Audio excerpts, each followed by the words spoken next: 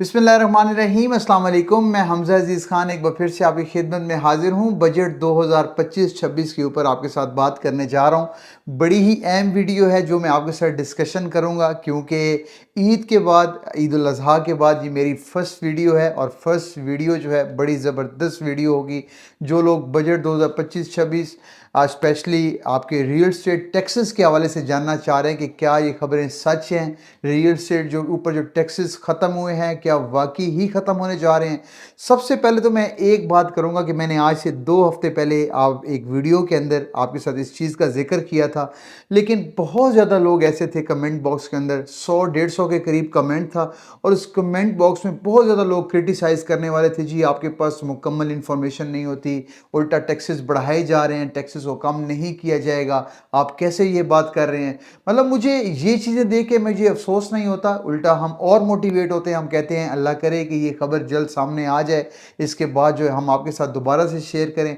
आपके क्रिटिसिज्म को हम पसंद करते हैं, आप करते रहा करें, लेकिन जब हमारी बात गलत हुआ करे, बहुत सारे लोगों ने एक बात की कि फिर वीडियो ज़रूर बनाइएगा, हमें बताइएगा कि ख़त्म हुआ है कि नहीं हुआ। लेकिन अब मैं आपको बताने जा रहा हूँ कि जी हाँ, बजट 2025-26 में रियल एस्टेट सेक्टर को बहुत ज़्यादा रिलीफ मिला है अल्हम्दुलिल्लाह। मेरी वीडियो उठा के देख लें उस दिन वाली, मैंने आपको कहा था कि तकरीबन हाफ जो है ख़त्म होने जा रहे हैं। आप ऐसे समझें कि बिल्कुल इस सेक्टर रियल एस्टेट सेक्टर के ऊपर आपका टैक्सेस ख़त्म हो जाएंगे और ये बड़ी खबर होगी। अगर इस खबर के बाद भी पाकिस्तान की रियल एस्टेट जो है नहीं उठती, नहीं ऊपर जाती, रियल एस्टेट सेक्टर बेहतर नहीं होता, तो ये याद रखिएगा फिर ज़िंदगी भर बेहतर नहीं हो सकता।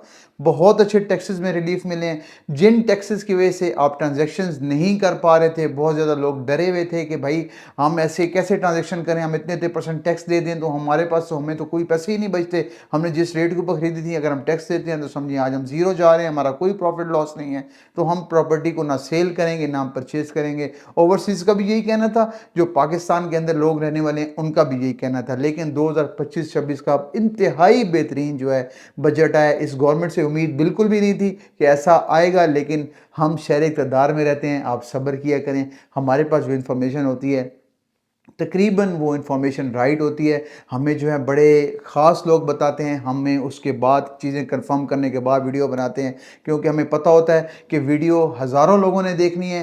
ये वीडियो बेहतरीन तब भी होगी जब हमारी बात जो है बिल्कुल एक्यूरेट हो, और अल्हम्दुलिल्लाह जो बातें मैंने की आप मेरी वीडियो उठा के देख लें, वही बातें आज बजट 2025-26 में की गई हैं।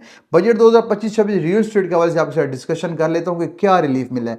देखिए जी, सबसे बड़ा रिलीफ जो है विद होल्डिंग टैक्स का, परचेजिंग के ऊपर टैक्स था, जो परचेज प्रॉपर्टी करता था विद होल्डिंग टैक्स देना पड़ता था, विद होल्डिंग टैक्स के ऊपर ठीक ठाक रिलीफ मिला है। सबसे ज़्यादा रिलीफ प्रॉपर्टी परचेज करने वाले को मिला है।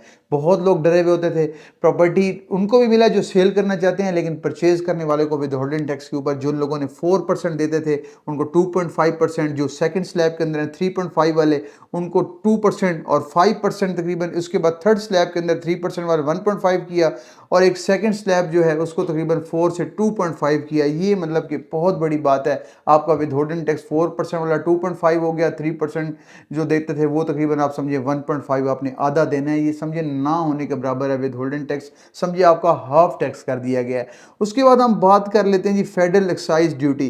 फेडरल एक्साइज ड्यूटी जब आप प्लॉट की ट्रांसफर करवाते थे ना, फेडरल एक्साइज ड्यूटी आपको एफईडी देना पड़ता था कमर्शियल के ऊपर, प्लॉट्स के ऊपर, लोग इसकी वजह से ही परेशान होते थे। 7% तक एफईडी टैक्स जो है देना पड़ता था आपकी प्रॉपर्टी के ऊपर कमर्शियल, आप ट्रांसफर देते थे, ट्रांसफर देते टाइम जो फेडरल एक्साइज ड्यूटी देनी पड़ती थी, लेकिन वो भी तकरीबन खत्म कर दिया गया। 7% से 1% का मतलब है ना होने के बराबर। अगर ये इंप्लीमेंट हो जाता है, समझे हो गया, अगर बजट में आ गया, पाकिस्तान में कौन सा बजट है जो आज तक पास ना हुआ, सारे बजट ही अल्हम्दुलिल्लाह पास हुए हैं। मैं आपको बताऊं, अगर ये 1% पे अगर अगले 8-10 दिन के अंदर सब चीज़ें क्लियर हो जाए, सारे साइन हो जाते हैं, समझे फेडरल एक्साइज ड्यूटी आपकी खत्म होगी। अब आपने फेडरल एक्साइज ड्यूटी नहीं देनी है अपने ट्रांसफर के टाइम के ऊपर, ये बात ज़हन के अंदर रख लीजिए जो लोग प्रॉपर्टी सेल परचेज करना चाह रहे हैं। उसके बाद सबसे बड़ी खबर ये है कि स्टाम्प पेपर ड्यूटी, ठीक है, स्टाम्प पेपर ड्यूटी ये बड़ा खतरनाक टैक्स होता था। लोग कहते थे कि जी स्टाम्प पेपर ड्यूटी 4% हम दें, क्यों दें। स्टाम्प पेपर ड्यूटी का बड़ा मसला होता था, जो प्रॉपर्टी परचेज करते थे, मतलब कि वो मतलब विदहोल्डिंग टैक्स भी दें, स्टाम्प पेपर ड्यूटी भी दें, तो ये बड़े टैक्सेस बन जाते थे। स्टाम्प पेपर ड्यूटी 4% देनी पड़ती थी, लेकिन स्टाम्प पेपर ड्यूटी परचेजर के ऊपर अब 1% होगी सिर्फ।